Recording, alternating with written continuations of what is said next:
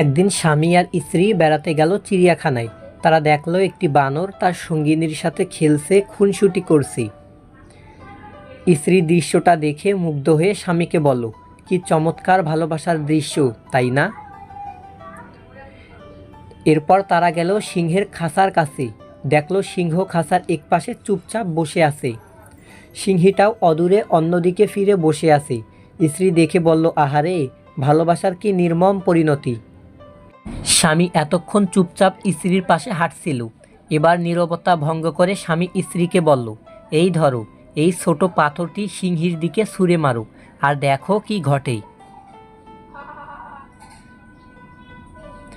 মহিলাটি যখন ছোট পাথরটি সিংহীর দিকে ছুঁড়ে মারল, সিংহটি তখন ক্ষিপ্ত হয়ে গেল, সঙ্গিনীকে বাঁচানোর জন্য গর্জে উঠল। এবার স্বামী স্ত্রীকে বলল, মেয়ে বানরটার দিকে ছুঁড়ে মারো, দেখো কি ঘটে। পুরুষ বানরটার আচরণ লক্ষ্য করো। স্ত্রী ছোট পাথরটি বানরীর দিকে ছুঁড়ে মারল।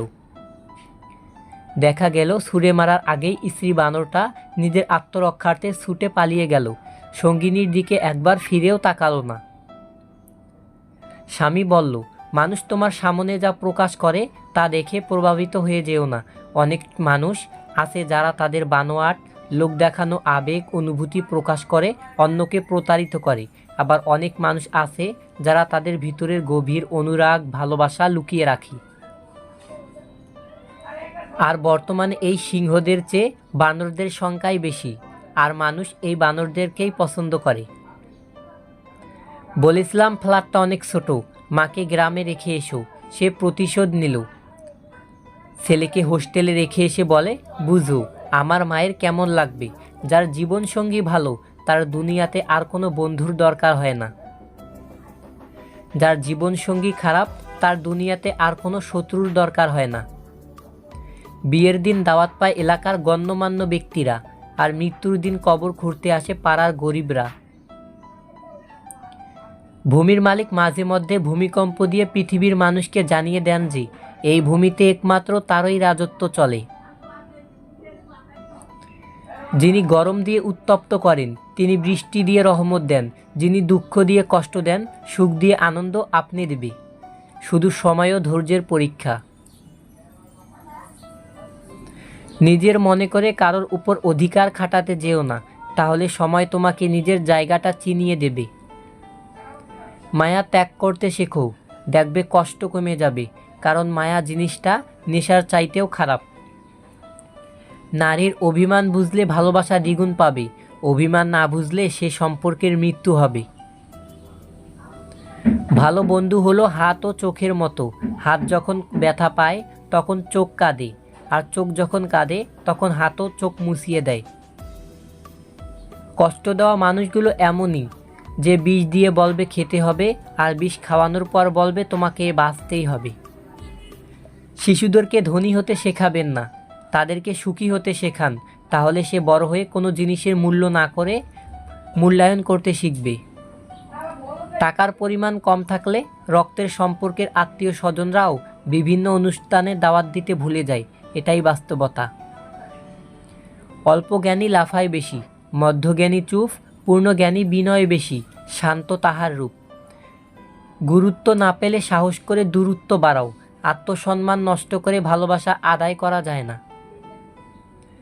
বউকে খুশি করতে চুড়ি, শাড়ি, চকলেট, ফুল, আইসক্রিম কত কিছুর দরকার হয়, অথচ স্বামী কত সহজ সরল, স্ত্রীকে দেখলেই খুশি হয়ে যায়। যার মন সুন্দর তার ভাগ্য খারাপ, কারণ তার সহজ সরল মনটা নিয়ে সবাই খেলা করে।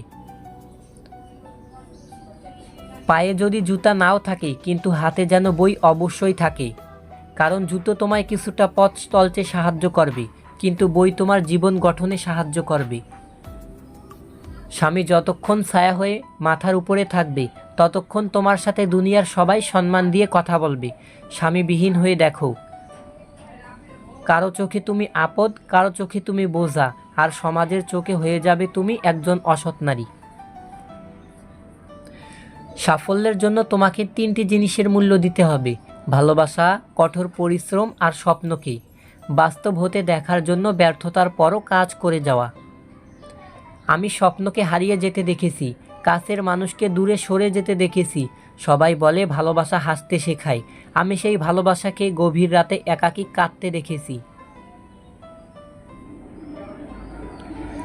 সকলেরই দুটো চোখ আছে, তবে সবার দৃষ্টিভঙ্গি এক নয়।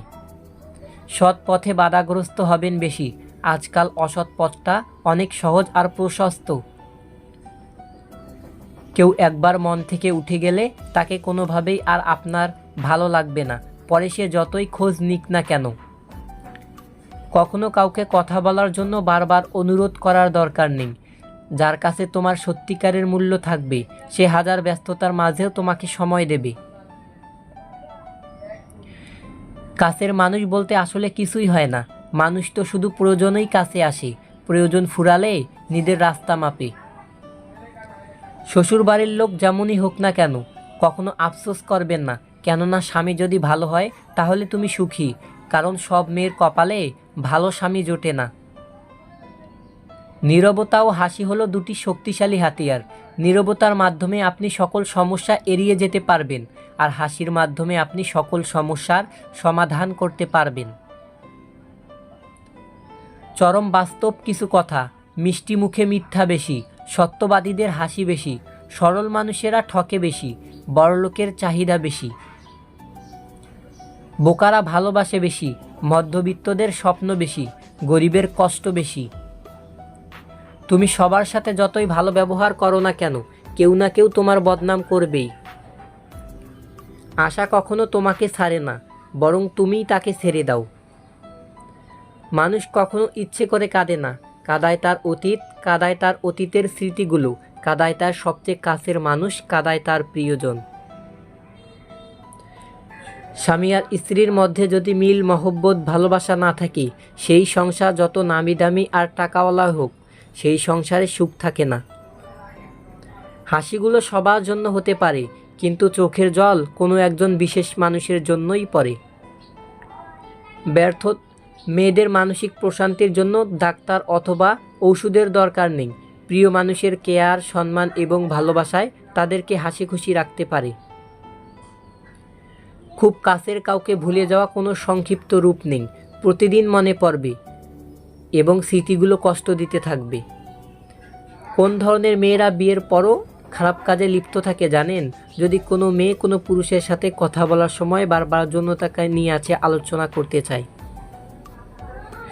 যৌনতার কথা বলার সময় তিনি পুরুষদের জাগ্রত করতে চান, যৌনতার সম্পর্কে কথা বলার ইচ্ছে প্রকাশ করে, তাহলে বুঝবেন মেয়েটি সুবিধার নয়। এছাড়াও চরিত্রহীন মহিলারা পুরুষদের সাথে কথা বলার সময় চুল কাঁপানোর প্রবণতা পোষণ করে। তিনি চুল নড়াচড়া এবং কথা বলার মাধ্যমে পুরুষদের নিজের চেহারার দিকে আকর্ষণ করাতে চায়।